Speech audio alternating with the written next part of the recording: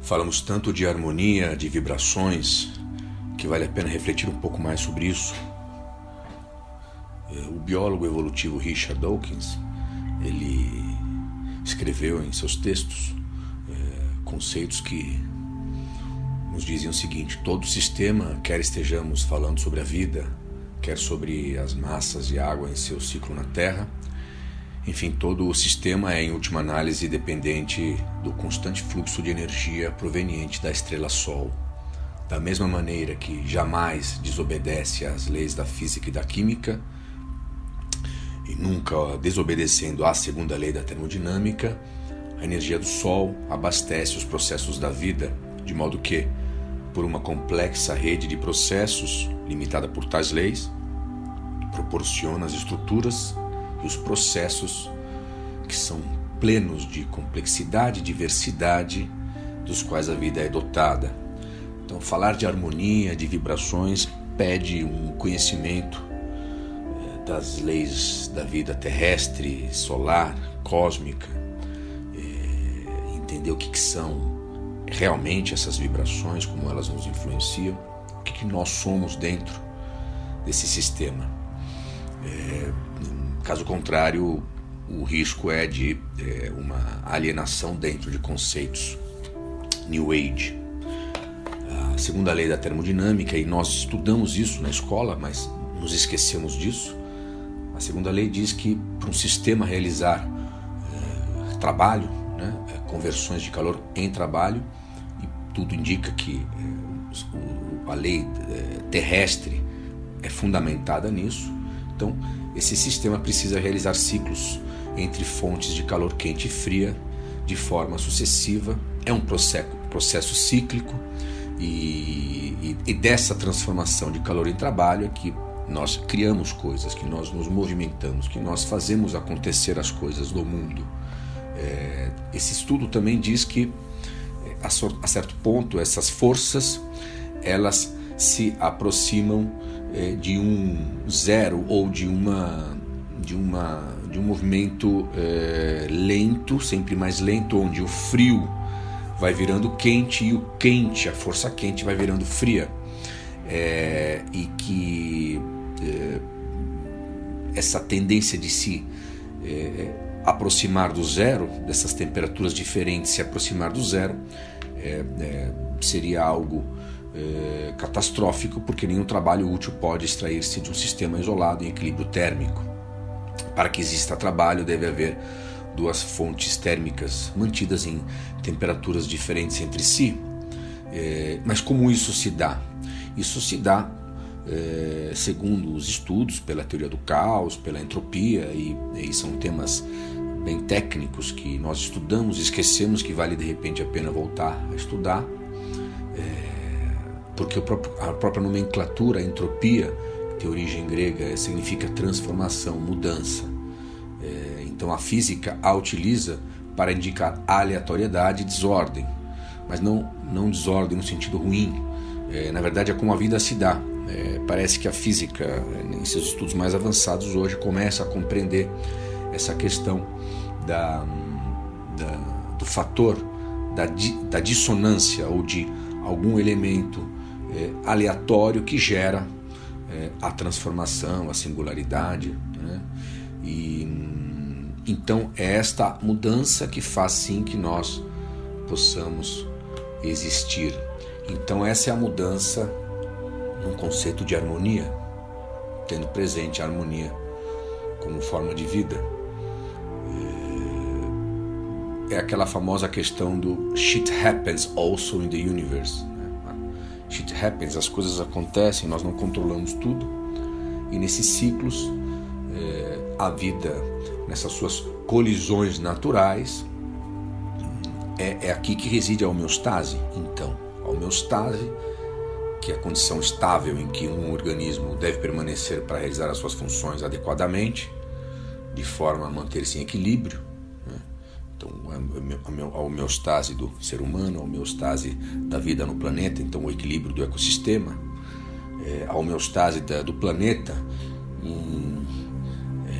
nessa valsa que dança no sistema solar, Tudo isso é feito de um equilíbrio que vive em manutenção contínua, e pequenas, mas contínuas alterações acontecem para que a gente possa continuar existindo, para que não se enferruje nada, porque quando nós envelhecemos nós fazemos exercícios de alongamento, né, para não atrofiar o cérebro em circuitos neurais cristalizados e para não sofrer da asfixia natural que as podas neurais realizam quando nós não usamos o cérebro. Então nós precisamos de estímulos contínuos, senão nós perdemos a atitude criativa para resolver problemas, para entender como evoluir. Existe um famoso estudo, um teste da NASA, que demonstra que com o passar da infância para a adolescência, da adolescência para a vida adulta, nós realmente paramos de ter o pensamento criativo, porque nos cristalizamos. E quando nós nos cristalizamos, paramos de evoluir. E é muito ruim isso. São os movimentos humanos neste grande planeta que foram criando de uma raça centenas de etnias, culturas, leituras diferentes da mesma matriz de vida. Então, colisões são naturais, geram movimentos, os movimentos geram colisões, e isso gera esses movimentos e essas colisões geram criações, fusões, hibridações, recombinações, destruições, extinções, renovações.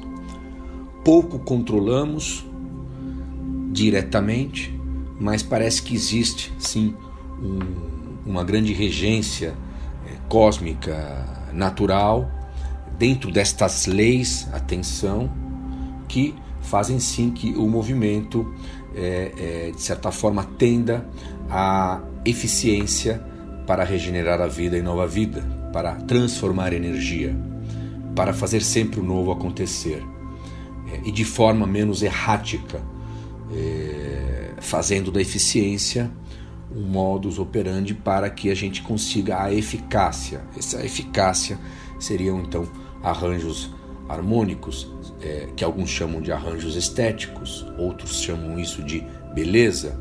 E atenção, o cânone de beleza não significa perfeição, não é casta a beleza. O belo tem somente um tipo, o feio tem 1000, dizia Victor Hugo. E, assim como André Gide, em seu tratado de Narciso, quando fala do paraíso e de Adão, ele diz que o casto Éden é chato, é monótono, motivo pelo qual não entusiasma Adão, e então arre que venha uma dissonância para quebrar isso e para que possam surgir novas ideias. Então a beleza, ela vive também do feio, do pitoresco, do sublime. Existem tantas cores e formas nessa catarse que a beleza propicia, tanta potência de transformação. A beleza no êxtase, a beleza no entusiasmo, e isso tudo faz parte sim de diferentes experiências estéticas. Isso tudo também é harmonia. A questão da criatividade como atitude humana é resultado de repertório e colisões contínuas do pensamento cristalizado com o pensamento fluido, é o que nos ensinam os neurocientistas. As questões das resistências culturais, elas são naturais, elas existem, e elas existem exatamente para que, entre resistências e novidades, a gente possa testar, estressar, forjar a ferro e fogo a evolução, e a partir disso expandir horizontes. Se não houvesse essa dialógica, nós não conseguiríamos colidir, e sem colisão, sem agentes externos estressores contínuos e constantes, essa é a antifragilidade que o autor Nassim Taleb escreve em seu livro. Sem isso, nós não seríamos antifrágeis, e sem agentes externos estressores nós não conseguiríamos eficiência com eficácia. Parece ser esse o motivo de existir do universo em expansão rumo a Andrômeda. Andrômeda para, de repente, quem sabe mais uma fusão. Nossa Via Láctea viaja em espiral, nunca é a mesma. A Via Láctea, logo após o Big Bang, a partir de uma nuvem composta de hidrogênio, hélio e poeira cósmica, é o que nos dizem os cientistas, os físicos. Com o passar do tempo, essa nuvem foi se dividindo em várias outras nuvens que foram desenvolvendo-se independentemente, dando origem a diferentes galáxias. A nossa é uma das tantas galáxias. A nossa viaja de uma forma diferente do que outras. E parece que no nosso caso, esta galáxia não para de se melhorar continuamente.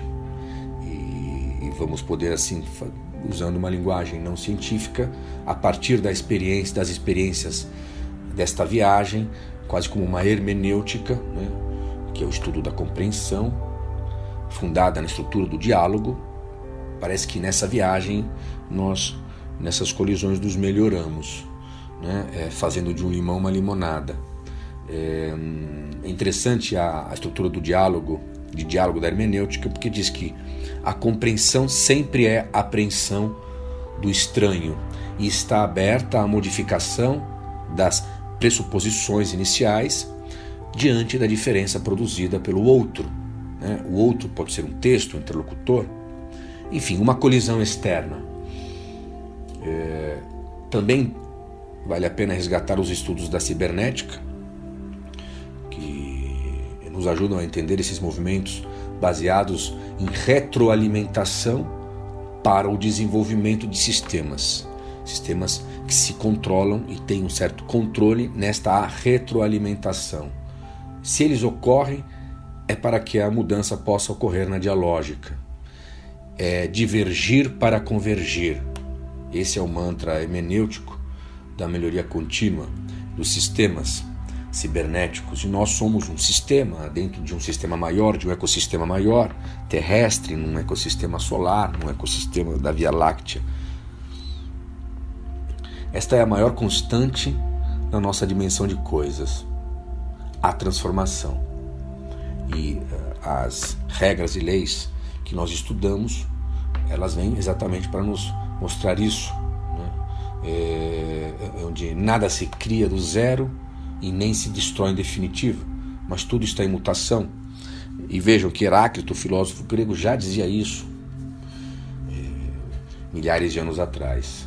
Heráclito entendia que tudo flui, nada persiste nem permanece o mesmo, por isso o ser não é mais do que o vir a ser, o devir. A vida é um fluxo constante, dizia Heráclito, impulsionada por forças contrárias, sendo a contradição o princípio de todas as coisas, e por meio dela que o mundo se transforma. E um filósofo do século passado, Heidegger, alemão, dizia que nós somos lançados no mundo. É uma filosofia da fenomenologia. E ele diz que nós, dentro da finitude da nossa existência, somos lançados no mundo e somos também, de certa forma, esse vir a ser, esse devir no mundo. Então as filosofias, elas dialogam muito com a física e com todos os outros conhecimentos humanos desta forma hermenêutica. E também nos sinaliza o seguinte, que uma sociedade de conformistas é uma sociedade que a certo ponto apodrece, não evolui, morre porque não há diálogo. Então a vacina do conformismo é a arte da indagação, a imaginação, a arte da pergunta, como Sócrates ensina, fazer boas perguntas. E alguém precisa ter a coragem de fazer perguntas. O sociólogo americano Robert Merton, que estudou muito da conformidade, ele traz muito dessas visões de status quo, poder, e aí você tem a rebeldia de que se opõe a isso, e vale a pena acompanhar ler os estudos de Merton. Existem outros psicólogos sociais, um que é muito importante, o Solomon Asch, que estudou a conformidade social e o efeito manada. Também são estudos importantes para que a gente possa ter clareza de como tudo aquilo que cristaliza é perigoso. Então Então o porquê existimos fica claro, e as descobertas científicas, de certa forma, também revelam uma forma menos encantada ou menos poética de ver o mundo vivo. Contradiz muito das noções religiosas da evolução, sobretudo desafia essa visão que de 40, 50 anos para cá, uma visão New Age, de wishful thinking, né? Que tantas comunidades buscam viver e concretizar, desafia essa visão de uma natureza idilíaca, de entrar em sintonia com a Mãe Terra, em uma bondosa Mãe Terra, em um estado de meditação e graça, sob raios límpidos do sol, em um campo verde, flores perfumadas ao redor e uma música de Chopin de fundo. Ou seja, talvez esse Éden idealizado, se ele existir na Terra, ele está muito mais para estados de consciência, porque a Mãe Natureza, ela também tem os seus terremotos, as suas ondas, que quando podem nos pegar distraídos, nos levam ao fundo do oceano, tem os seus redemoinhos, tem os seus vírus e os seus carrapatos. Inclusive, existem na natureza amebas perigosíssimas que podem destruir cérebros, literalmente. A harmonia e o equilíbrio no mundo natural não está atrelado à bondade, tampouco é pacífico. Estão atrelados ao, como nós dissemos, a essa transformação de colisões. A natureza também pode ser fedorenta. Na natureza há a morte, há a caça.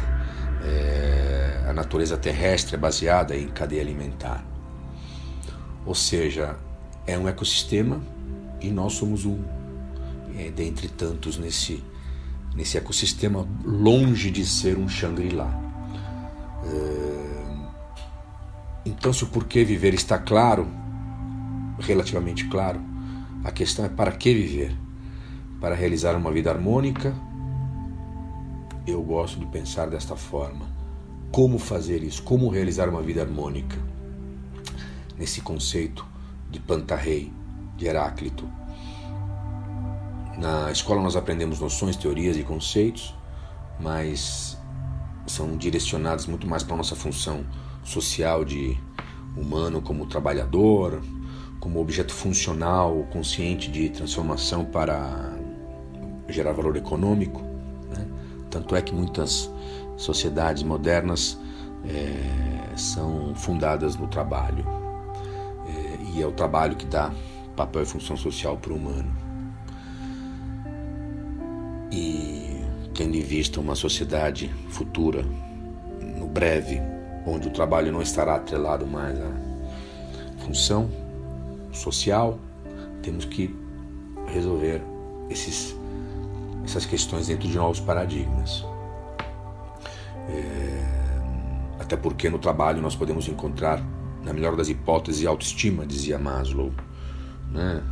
Ou, para seguir a pirâmide de Maslow, quando nós buscamos autorrealização, a autorrealização ela pode vir através de uma vida plena e dentro dessa harmonia possível. Precisamos aprender a lidar com esse conceito de harmonia na mudança, na finitude, e esse é o grande ponto, na dor da mudança, porque mudar dói, e aceitar a teoria do caos, onde nós podemos ter uma intenção inicial muito clara nas ações que nós fazemos e tomamos, mas que depois essas ações elas se articulam ou se desarticulam dentro do meio, e essa forma de andar ela não é circular, ela não é perfeita, ela não é redonda, ela é espiral, e ela muda e se transforma no arco do caminho, podendo inclusive gerar shit happens, efeitos bumerangue. Um filósofo que estudou muito isso, estuda muito isso, é Edgar Morin, na teoria da complexidade, quando ele fala da ecologia da ação. Então Então a harmonia é uma junção ordenada e agradável dos diferentes que em si carregam contrastes. Longe disso é um entendimento alienado, alucinado do que é harmonia. A harmonia é uma relação na qual elementos diferentes e muitas vezes contrastantes complementam-se ao juntar-se, fazem de forma eficiente nesse juntar-se, e disso vem a beleza, a eficácia, a beleza. Aquilo que faz sentido, que quando olhamos, vemos naquilo sentido. Podemos não saber por que faz sentido, mas algo nos diz que faz sentido.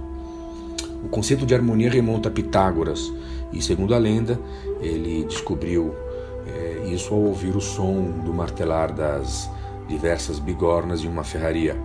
Essa observação levou Pitágoras, por analogia, a ouvir outros instrumentos, como, por exemplo, as cordas em vibração de uma lira, e foi descobrindo então que existem métricas entre cordas que podem gerar nas proporções corretas no sentido de definidas como proporções que geram sons agradáveis, motivo pelo qual nós chamamos elas de proporções corretas, porque agradáveis geram sons agradáveis. Disso tudo nascem modulações, as quais, sim, nos encantam, nos entusiasmam quando ouvimos no movimento de acordes e melodias. E é por isso que tais vibrações e ondas são poderosas, porque elas podem mudar o nosso estado de ânimo e alma, nosso estado emocional, assim como, ouvindo-as, assim como nós podemos, através dos nossos mantras, pensamentos e reflexões internas, alterar a nossa emoção e influenciar o nosso redor.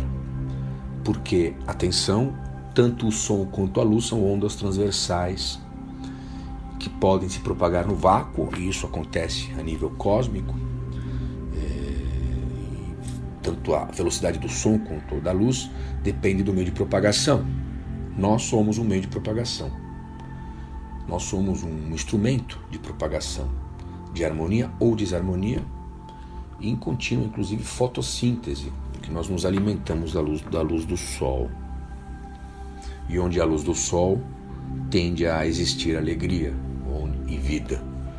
No planeta Terra, onde mais bate a luz do sol, mais temos diversidade de vida, de formas de vida. Onde menos bate a luz do sol, onde há mais silêncio. Tudo é energia no universo, tudo é informação. Porque nas ondas e nos sons transmitimos informação. E nessas ondas, nesses sons, nós podemos também, através disso, gerar formas. Energia e massa, massa e energia, né? Diz Einstein. Então a energia se condensa em massa, se condensa em um corpo, em uma voz, em pensamentos, em ações. Um físico e músico alemão que estudou isso e que é considerado o fundador da acústica é o Ernst Chladni, e ele, em suas pesquisas, ele descobriu que existem padrões geométricos que podem ser formados a partir de sons. São as figuras sonoras de Chladni. E ele fez esses estudos, inclusive disponíveis na internet. Uma camada fina de areia depositada sobre uma placa de vidro ou metal, a partir de certas vibrações em frequências diferentes, formam figuras diferentes. E isso converge muito com os estudos da Gestalt, que chegaram também a entendimentos sobre formas harmônicas, né? A Gestalt entende que é de suma importância a disposição em que são apresentados à percepção humana, né, os elementos unitários que compõem o todo. A disposição dos elementos unitários que compõem o todo influenciam a nossa percepção da realidade. Tanto é que, segundo a Gestalt, o todo é diferente da soma das partes. É como um coral de música, uma sinfonia. Não se trata de somatória, se trata de uma elevação à potência de particularidades numa totalidade. E sabedoria é conseguir ver na totalidade, a partir e através, religando particularidades. Como conseguir viver de forma harmônica na mudança, harmônica na termodinâmica, para lidar com a mudança, tendo em vista a dor da mudança. Essa é a questão, porque a realidade gera dor, e são tantas emoções. Se nós formos querer olhar para o olhar de uma inteligência só, que é a inteligência onde nós nos atrofiamos nesses últimos 100 anos do QI, então isso tende a ser bem complicado, porque a lógica é como uma pessoa, vamos dizer a razão, guiando um elefante, vamos dizer a emoção. Se tentarmos nos guiar pela razão, é uma árdua tarefa. Existem inteligências múltiplas, existem pelo menos 9 inteligências, segundo Gartner, e inteligência interpessoal, intrapessoal, inteligência ecológica, inteligência musical, inteligência das formas. São inteligências importantes, que a gente, inclusive, muitas delas estudamos também na escola, mas não sabemos para que nós as estamos estudando. Sendo que nós deveríamos ter muito claro na educação das crianças e dos adolescentes que esses estudos todos eles servem para ensinar as crianças e essas pessoas, esses futuros adultos, a serem a harmonia na mudança, a entenderem a força dos arranjos estéticos que servem para lidar com os problemas da vida, para nos influenciar e influenciar pessoas de uma forma que seja construtiva. Porque muitos estudos da neurociência nos dizem hoje, e junto com estudos da psicologia, nos dizem que nós temos 2 maneiras para lidar com as situações da vida, com as situações negativas da vida. E a maneira como nós lidamos com elas influenciam e são influenciadas por nossas emoções. Quando ocorrem coisas negativas, nós podemos reagir de uma forma automática e irracional. Isso reforça hábitos de pensar que, longe de serem benéficos, eles são prejudiciais para nós mesmos, nos cristalizam e ficamos ainda mais convencidos de que nossas ideias e opiniões são as opiniões certas e, neste caso, opiniões ruins sobre nós mesmos. E que essas opiniões sobre o mundo, esse vitimismo, são totalmente justificadas. Uma outra maneira de agir perante coisas negativas pode ser o famoso contar até 10, ter a inteligência emocional, demorar um pouco antes de reagir, pensar em maneiras novas e lógicas, racionais de reagir, que seriam úteis, benéficas e construtivas para nós mesmos, nesta visão da evolução, nessa visão de um movimento que não é circular, que não é um movimento de um circuito neural cristalizado, é uma hermenêutica do diálogo aberta à possibilidade de novas perspectivas, como nos ensinam os artistas, como trabalha Picasso e Braque no cubismo e assim por diante. Percebemos que nossas opiniões e as opiniões negativas não são justificadas e que o mundo oferece possibilidades infinitas. Esta é a maneira de lidar de uma forma positiva, não no sentido de uma psicologia positivista, mas de uma forma onde o positivo é a oportunidade de entender novas possibilidades. Então, estar em constante mau humor é um perigo para si e um perigo para uma vida harmônica, porque as pessoas tendem a ver sempre o copo meio vazio, a reclamar, a se desengajar dos problemas, não viajam mais nesse fluir com o universo que está em contínuo aprendizado, saem do fluxo, da espiral do aprendizado. Porque também aqui, estudos recentes nos dizem o seguinte, que quando nós estamos de mau humor, tendemos a registrar na memória os acontecimentos negativos. Isso vale também para quando nós estamos de bom humor, tendemos a registrar os acontecimentos positivos. Por que isso é importante? E por que isso nos influencia? Porque nós prestamos mais atenção na informação que mais se ajusta ao nosso humor. Então isso acaba sendo para o ser humano uma prisão ou uma libertação. Eventos e emoções são armazenados juntos na memória. Eventos positivos, eventos negativos, eventos tristes, eventos infelizes. Quando nós estamos felizes, achamos mais fácil recordar lembranças de um período feliz. Estamos numa vibração feliz. Quando estamos infelizes, achamos mais fácil recordar lembranças de um período infeliz. É um círculo vicioso da infelicidade. Talvez seja por isso que o nosso poeta Vinícius de Moraes cantava em seu Samba da Benção que é melhor ser alegre do que ser triste, dentro de um livre-arbítrio, de uma possibilidade de escolha.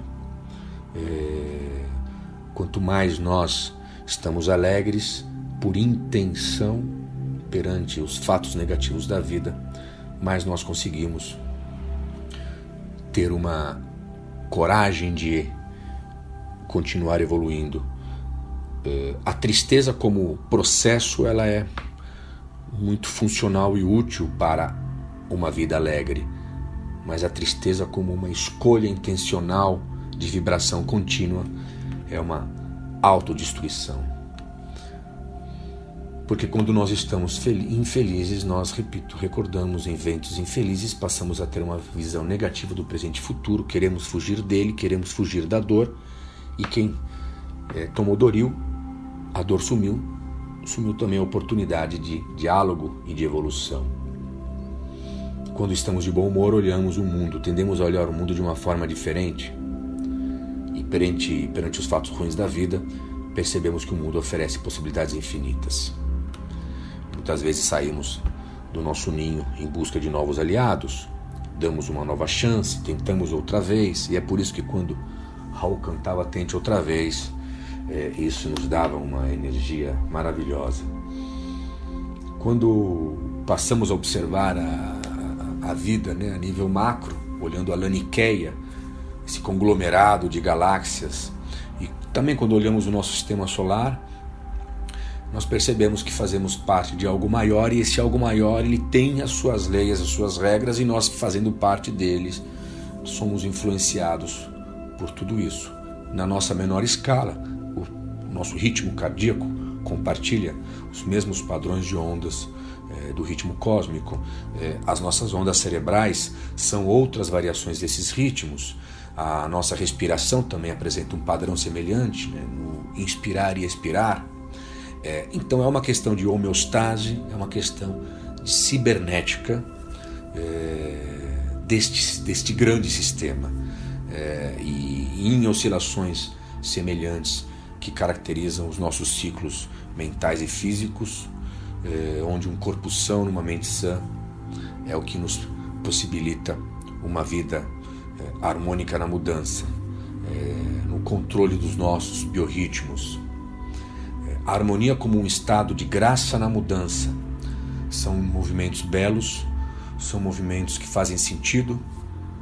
Não significa que sejam movimentos perfeitos, porque a dissonância ela está sempre atrás da porta, nos aguardando, para inclusive nos dar a chance de encontrar novos movimentos. Baste ver no esporte, na própria dança, no balé, que se transforma em jazz, e o esporte que melhora os passes, os ritmos de jogo, para um entusiasmo, para uma surpresa. Esse estado de graça é um estado de graça na mudança. E envelhecer, então, também é belo. A finitude, nesse sentido, ganha uma nova perspectiva de infinitude. A filósofa francesa Simone Weil, quando fala da graça e da gravidade, ela escreve que uma coisa, mesmo que infinitamente pequena, sob determinadas condições, pode agir de maneira decisiva esta coisa infinitamente pequena, pois não existe massa tão pesada que não possa ser equilibrada mesmo sobre uma coisa infinitamente pequena. Toda e qualquer massa não cairá se for apoiada em um ponto, desde que esse ponto seja um centro de gravidade, um ponto como um centro de gravidade. Não existe massa tão pesada que não possa ser equilibrada, mesmo sobre uma coisa infinitamente pequena. Me lembra de Arquimedes quando fala: me dê uma alavanca em um ponto de apoio, pequeno que seja esse ponto de apoio, e eu levantarei o mundo. O que torna sustentável o ser numa vida harmônica é a leveza da graça, tendo um ponto de gravidade, sem posições fixas no espaço-tempo, pois esse é o devir e esse é o fluir da Via Láctea. O potencial da harmonia e da beleza que existe dentro de cada ser humano está em seu centro interior, no seu sacro interior, tendo no sentido, inclusive um sentido físico, do próprio osso sacro que nós temos. Vejam o balé. A graça visível e invisível de uma bailarina está naquilo que nós não podemos ver. Um dos segredos da ordem do balé é que o suporte do peso do corpo recaia em um único ponto, e este centro de gravidade é o osso sacro. Este é o ponto que sustém o corpo. Imaginem só com uma perna esticada, apoiada na ponta do pé. Graças a esse centro de gravidade do sacro, sacrocore, a potência do coração, que é agir com coragem, no amor, na compaixão, crescimento, gravidade e graça concentrados em um ponto sacro. A rosa áurea é o poder da beleza, representado também em nosso esqueleto. É a beleza em forma de graça na mudança que salvará o mundo, trazendo aqui Dostoiévski, ou, como já falamos de Gide no Tratado de Narcisse, Arre, ele diz, um pouco de dissonância, porque esse casto Éden é chato e monótono, e a nada serve viver aqui, porque aqui eu não posso ter novas ideias, pois tudo já é perfeito. E sabemos que não há perfeição, porque há sempre uma dissonância para uma melhoria. Se tendemos à perfeição, se tendemos ao ponto zero do terceiro princípio da termodinâmica, se tendemos a essa assim dita paz, onde não há mais quente, não há mais frio, talvez seja uma tendência de ponto de chegada final, para que tudo depois mude novamente. Talvez. Agora, o movimento é importante neste nosso momento histórico, para o que nos tange, porque a água parada apodrece e dá dengue, mas não se trata de qualquer movimento. Não interessa, por exemplo, o movimento do desesperado que está afogando no mar, porque quanto mais nesta desgraça ele bate os braços na água, mais ele cansa e mais ele está se autodestruindo. Às vezes, boiar na água é um movimento do não movimento que nos interessa nesta questão da harmonia tratada aqui. Para encerrar, gosto de trazer Patrick Paul, quando escreve seu livro O Segredo do Grau, volume 2, quando ele narra a jornada de Galvão, porque no volume 1 ele narra a jornada de Parsifal, e Galvão somos todos nós seres humanos, e ele diz que nesse processo de aprisionamento ilusório na corporalidade física de Galvão, neste aprisionamento, é onde nós nos perdemos, neste labirinto, quando nós não conseguimos nos emancipar, evoluir e, na linguagem do autor, a realização espiritual. Quando nós não nos espiritualizamos, nos perdemos num existencialismo que tende ao materialismo e, a certo ponto, à angústia, no vazio existencial. Ele escreve, cito: "Ninguém é mais belo do que ele, Galvão. Mas o seu gosto pelo sarcasmo mancha suas qualidades. Seus gestos e suas vestes poderiam levar a pensar em valores espirituais. No entanto, sua aparência mostra que se trata apenas de um jogo de ilusão.